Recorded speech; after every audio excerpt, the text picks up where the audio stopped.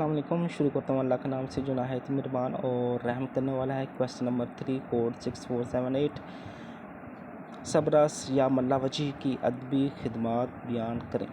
سب سے پہلے ہم بات کریں گے ملا وجی کی ادبی خدمات. ملا وجی کا اصل نام ابو الحسن تھا مگر وہ ملا وجی کے نام سے مشہور ہوئے.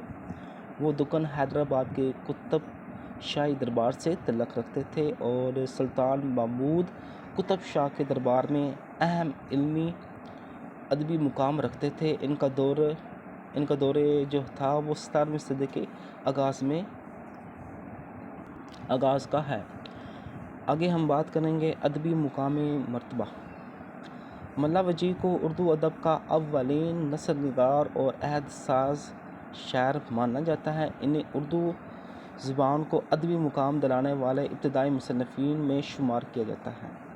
ملا وجی کی مشہور تصنیف صبرس ملا وجی کی سب سے مشہور اور تاریخی تصنیف ہے جو 1045 ہجری تقریباً 1635 میں لکھی گئی.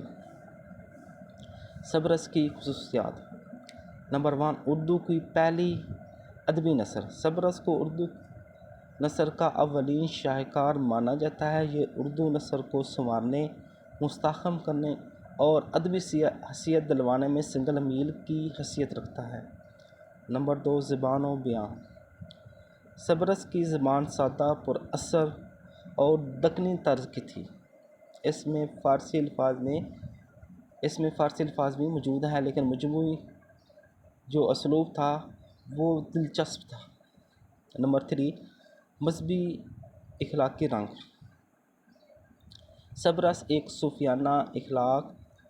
صوفیانہ اخلاقی اور تمثیلی کہانی ہے جس میں انسانی روح، خواہشات، عقل اور نفس کے درمیان کشمکش بیان کی گئی ہے.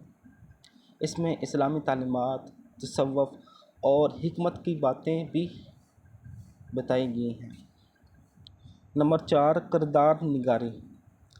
کتاب میں مجازی کردار جیسے عقل، دل، نفس، عشق، حرص وغیرہ کو انسانوں کی طرح پیش کیا گیا ہے. یہ انداز تمثیلی نثر نگاری کا ابتدائی نمونہ ہے. 5واں اس میں جو پوائنٹ ہے وہ ہے ادبی اور فنی حیثیت. ملا وجی نے صبرس کے ذریعے اردو نثر میں فن، فلسفہ، حکمت اور جمالیاتی حس کو شامل کیا. ان کی نثر میں لطافت اور دلکشی موجود ہے. دیگر خدمات میں جو پہلا پوائنٹ ہے وہ ہے شاعری میں بھی مہارت. ملا وجی نے شاعری بھی کی. ان کے اشعار میں دکنی زبان کا مزاج، تصوف اور عشق مزاجی کے اثرات نظر آتے ہیں. نمبر 2. لسانی خدمات. انہوں نے دکنی اردو کو ادبی زبان کے طور پر فروغ دیا. ان کی نثر نے بعد کے مصنفین کے لیے زبان و اسلوب کی بنیاد فراہم کی. نمبر 3. تصوف اور اخلاقیات کا فروغ. ان کی تحریروں میں تصوف، انسان دوستی، عاجزی اور اخلاقی تربیت کا پیغام ہوتا ہے. اگر ہم اوورآل بات کریں، ملا وجی اردو نثر کے ابتدائی معمار میں شمار ہوتے ہیں.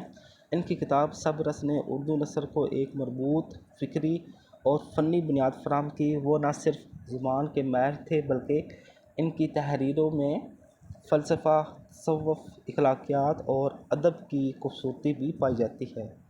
ان کی خدمات کو ہمیشہ اردو ادب کی تاریخ میں عزت و احترام کے ساتھ یاد کیا جائے گا.